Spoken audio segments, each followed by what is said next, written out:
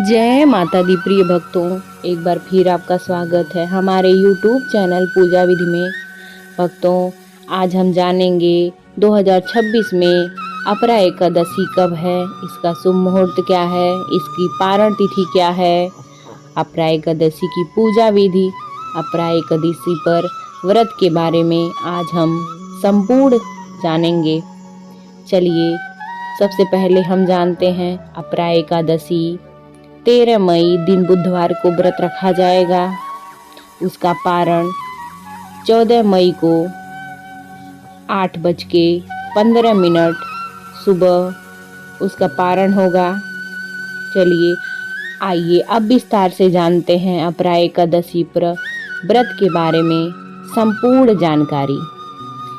भक्तों, अपरा एकादशी हमारे हिंदू धर्म के लिए उपासक का दिन, जो हिंदू श्रेष्ठ ज्येष्ठ माह के कृष्ण पक्ष की एकादशी 11वें दिन में मनाया जाता है। ऐसा माना जाता है कि अपरा एकादशी व्रत का पालन करने से व्यक्ति के सभी पाप धुल जाते हैं। यह एकादशी अचला एकादशी के नाम से भी लोकप्रिय है। सभी एकादशियों की तरह अपरा एकादशी भी भगवान विष्णु की पूजा करने के लिए समर्पित है। हिंदी में अपरा शब्द का अर्थ है असीम।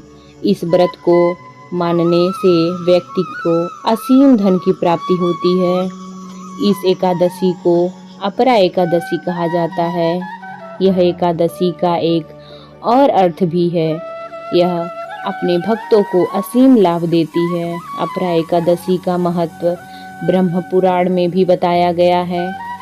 भक्तों, इस एकादशी को पूरे देश में पूरी प्रतिबद्धता के साथ मनाया जाता है। इसे भारत के विभिन्न क्षेत्रों में विभिन्न नामों से भी जाना जाता है।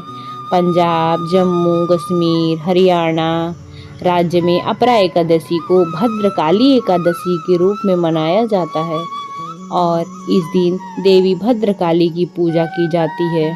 भक्तों, उड़ीसा में इसे जल क्रीड़ा एकादशी के रूप में मनाया जाता है और इसे भगवान जगन्नाथ के सम्मान से मनाया जाता है। आइए अब इसकी पूजा विधि जानते हैं। भक्तों, सबसे पहले आप सुबह ब्रह्म मुहूर्त में स्नान करें, स्वच्छ वस्त्र धारण करें, पूजा स्थल पर भगवान विष्णु की और माता लक्ष्मी की मूर्ति या चित्र स्थापित करें, गंगा जल से अभिषेक करें, पीले फूल, तुलसी, चंदन, धूप, दीप और मिठाई जैसे बेसन के लड्डू या खीर का भोग लगाएं। ओम नमो भगवते वासुदेवाय मंत्र का 108 बार जाप करें। अपरा एकादशी व्रत कथा का पाठ जरूर करें। आरती करें। अगले दिन 14 मई शुभ मुहूर्त में पारण करें और ज़रूरतमंदों को दान करें। भक्तों, अपरा एकादशी के उपासक को पूजा का विशेष ध्यान रखना चाहिए।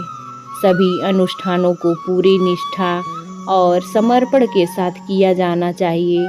इस व्रत का पालन करने वाले को सूर्योदय से पहले उठकर स्नान करना चाहिए। भक्त को भगवान विष्णु को तुलसी के पत्ते, फूल, धूप और दीप अर्पित करने चाहिए। इस अवसर के लिए मिठाई तैयार की जाती है और प्रभु को अर्पित की जाती है। श्रद्धालु अपरा एकादशी व्रत कथा या कथा का भी पाठ करते हैं, फिर आरती की जाती है और अन्य भक्तों को प्रसाद बांटा जाता है।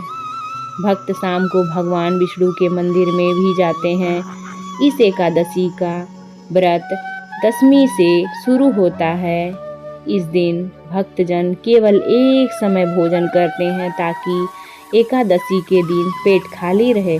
कुछ भक्त कड़े उपवास रखते हैं और बिना कुछ खाए पिए दिन बिताते हैं, जबकि आंशिक व्रत न लोगों के लिए भी रखा जा सकता है जो सख्त उपवास का पालन करने के लिए अयोग्य हैं। वे पूरे दिन फलाहार कर सकते हैं। व्रत सूर्योदय से शुरू होता है और द्वादशी के सूर्योदय पर समाप्त होता है। अपरा एकादशी के दिन कई प्रकार के अनाज और चावल खाना सभी के लिए निषिद्ध है। शरीर पर तेल लगाने की भी अनुमति नहीं है। इस एकादशी में व्रत का अर्थ केवल खाने को नियंत्रित करना नहीं है, बल्कि मन को भी सकारात्मकता विचारों से मुक्त रखना है। इस व्रत के पालन कर्ता को झूठ नहीं बोलना चाहिए और न ही दूसरे के बारे में बुरा बोलना चाहिए। उनके मन में केवल भगवान विष्णु के बारे में विचार होना चाहिए। इस दिन विष्णु सहस्त्र नाम का पाठ करना शुभ माना जाता है। अपरा एकादशी व्रत के पालनकर्ताओं को भगवान विष्णु के भजन और कीर्तन भी करने चाहिए। भक्तों, कैसी लगी जानकारी आपको कमेंट में ज़रूर बताइए। ओम नमो भगवते वासुदेवाय। जय माता दी।